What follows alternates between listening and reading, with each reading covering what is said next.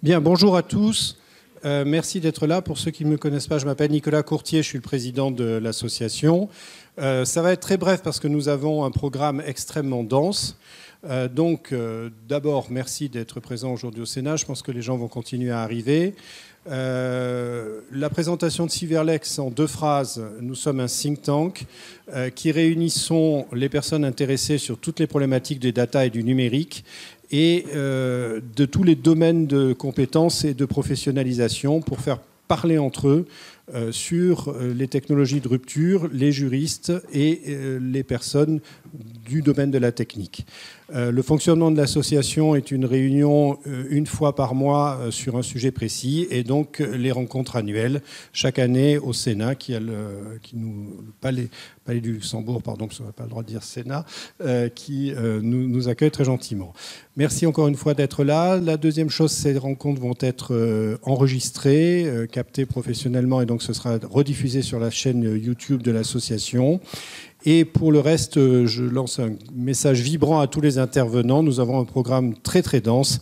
Et donc, si vous voulez bien, selon les valeurs du rugby, respectez l'arbitre et vous laissez sans rejamber interrompre pour qu'on reste autant que faire se peut dans le timing.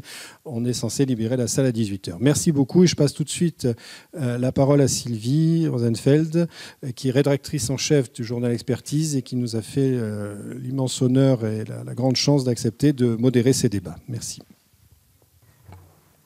Bonjour. Donc le titre de la conférence d'aujourd'hui, c'est la guerre du web aura-t-elle lieu?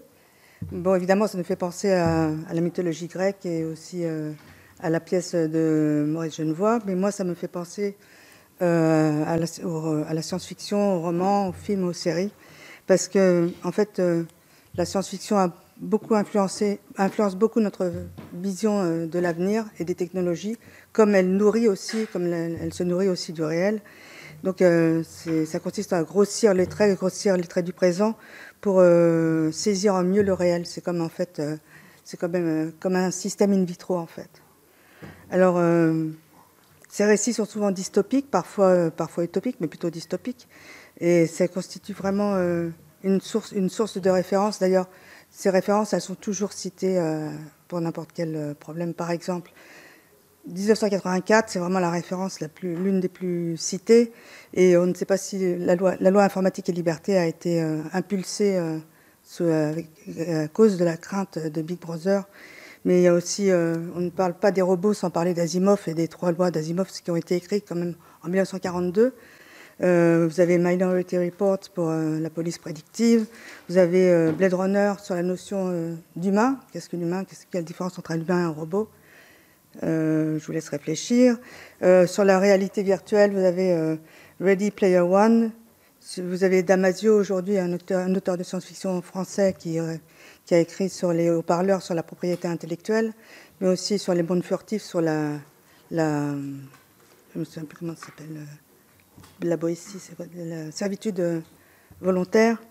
Vous avez Ravage sur les libertés publiques, la Servante écarlate sur le droit de la famille. Le meilleur des mondes, d'ailleurs Corinne Thierache, qui a écrit un article sur l'IA dans le dernier numéro, évoque Aldous Huxley en premier. Et puis je vais terminer par la super référence, c'est 2001 Odyssée de l'espace, qui est la référence en matière d'IA. D'ailleurs, l'autre jour, j'écoutais Yann Lequin, qui est le responsable de la recherche pour Facebook, pour Meta. Et donc, il citait 2001 comme une référence qui a été très importante pour lui. D'ailleurs, je vous conseille un livre qui est paru chez l'éditeur qui s'appelle Marais Martin, qui s'appelle Les dystopies et le droit. C'est un ouvrage collectif et c'est super intéressant. Alors, vous vous demandez pourquoi je vous parle de science-fiction. Pour nos travaux, moi, je lis beaucoup moins de science-fiction aujourd'hui parce que j'ai l'impression de vivre vraiment la science-fiction dans mon quotidien. Et en plus de ça, moi qui suis toujours à la quête de nouveaux sujets, de demain, je suis toujours imprégnée de ça, j'ai plus envie d'en lire en fait. Alors, nous qui suivons les nouvelles technologies depuis le début, on a assisté au début de l'Internet. Donc, la première grande utopie en matière de nouvelles technologies, c'était une utopie qui se voulait libératrice et qui a été rattrapée par le Web 2. Enfin, bon, je ne vais pas vous raconter l'histoire. Et aujourd'hui, nous avons une troisième utopie qui est le Web 3, une utopie qui se veut émancipatrice des grands groupes, qui se veut libératrice, qui veut en fait libérer la personne quant à ses données, quant à ce qu'elle crée. Donc, et aujourd'hui, il y a même une dernière utopie qui est un peu prométhéenne, qui est le transhumanisme, et l'IA aussi qui fait l'objet de propos dystopiques ou utopiques. Donc aujourd'hui, nous allons nous questionner sur le Web 3. On va questionner le Web 3 au présent, et aussi on va essayer de l'analyser pour mieux anticiper l'avenir. Donc, j'aimerais avant d'analyser en quoi ça consiste, j'aimerais qu'on le définisse parce que j'ai l'impression que chacun a un peu sa définition.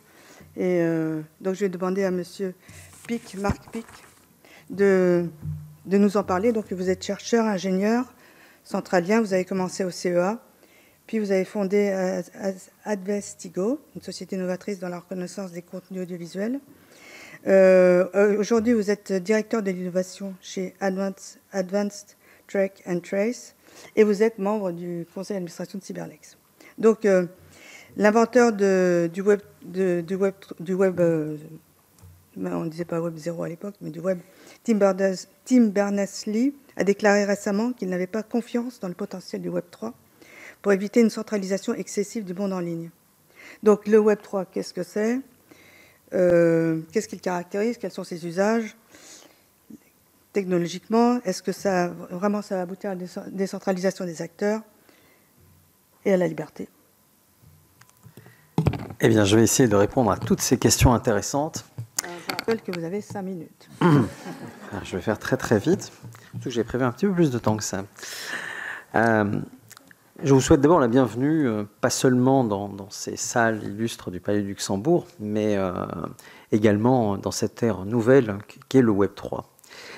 C'est un univers numérique assez différent de la forme que prend les web précédents, parce que sa logique de construction est de faire participer l'ensemble des acteurs.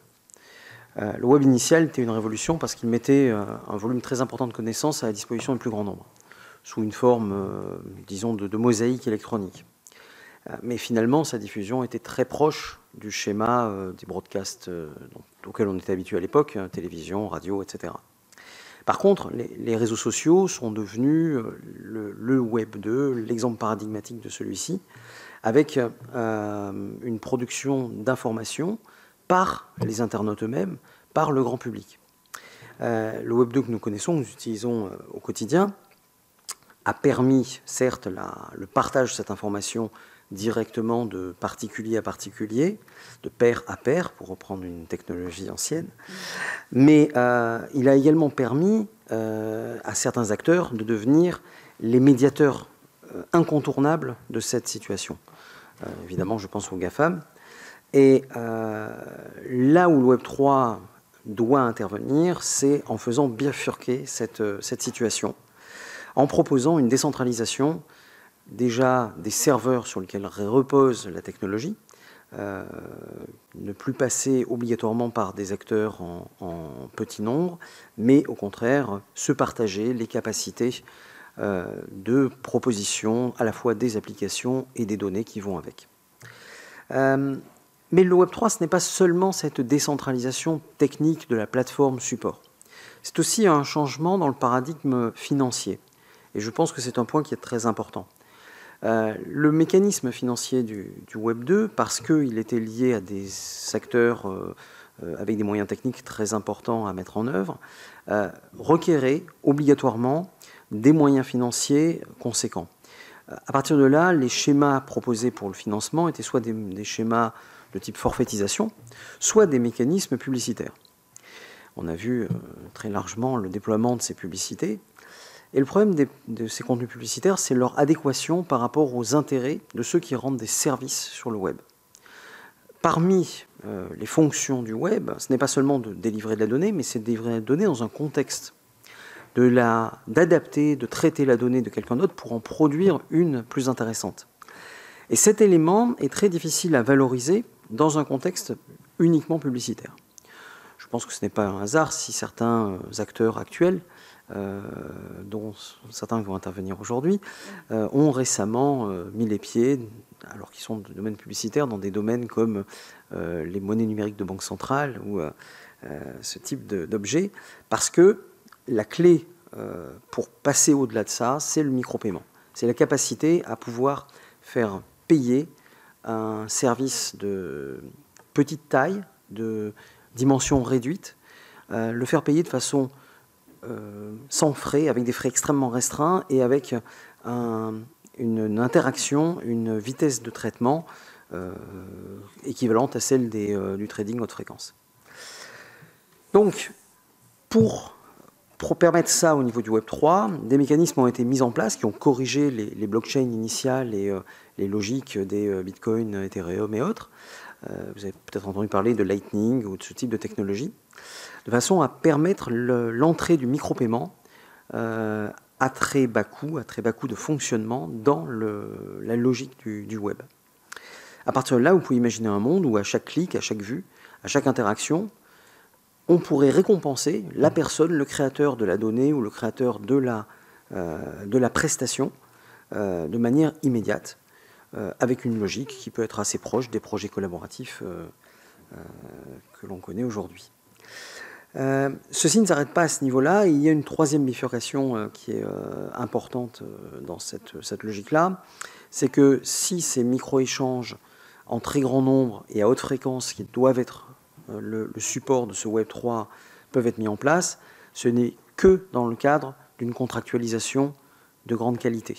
Cette contractualisation de grande qualité, on a maintenant un support technique pour ça, c'est les smart contracts, les contrats intelligents. Alors ce qui est intéressant, c'est que cette bifurcation rappelle la matérialisation de la célèbre formule de Lawrence Lessig dans les années 99, Code is Law. Là, on est dans la matérialisation du Code is Law. Donc cette décentralisation radicale apporte une révolution dans la façon dont nous concevons les transactions et les interactions en ligne. Ça peut concerner la finance décentralisée, ce qu'on appelle le DeFi. Ça permet de rendre également des opérations de démocratisation de l'espace public plus directes et plus faciles à mettre en œuvre. Ça permet également de gérer des contrats sur des très longs termes.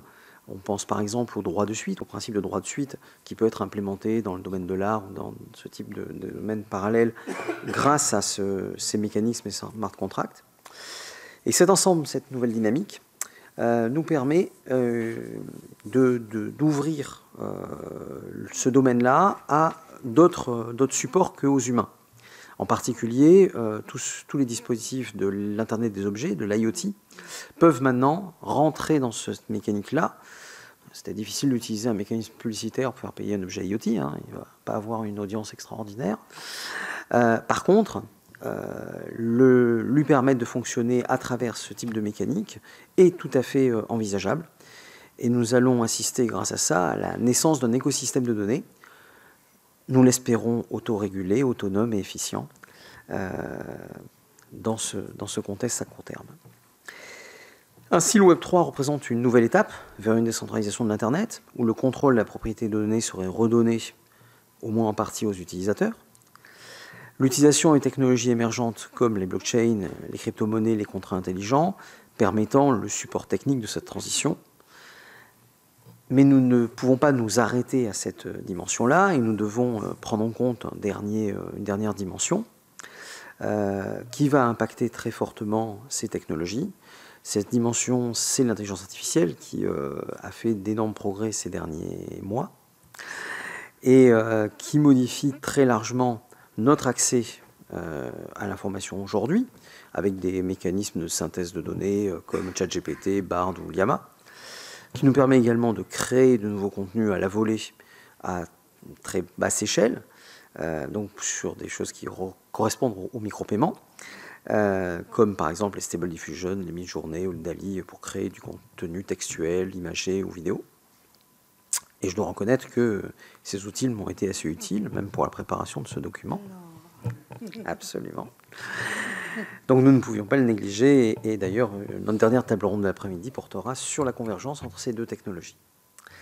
Voilà, nous nous tenons à l'aube d'une nouvelle ère numérique, une ère qui promet plus de transparence, de liberté et d'autonomie, à condition évidemment que nous nous en emparions et nous allions dans cette direction-là avec elle. Voilà, place au débat. Nous sommes impatients de voir ce que l'avenir nous réserve et surtout d'y participer. Merci beaucoup.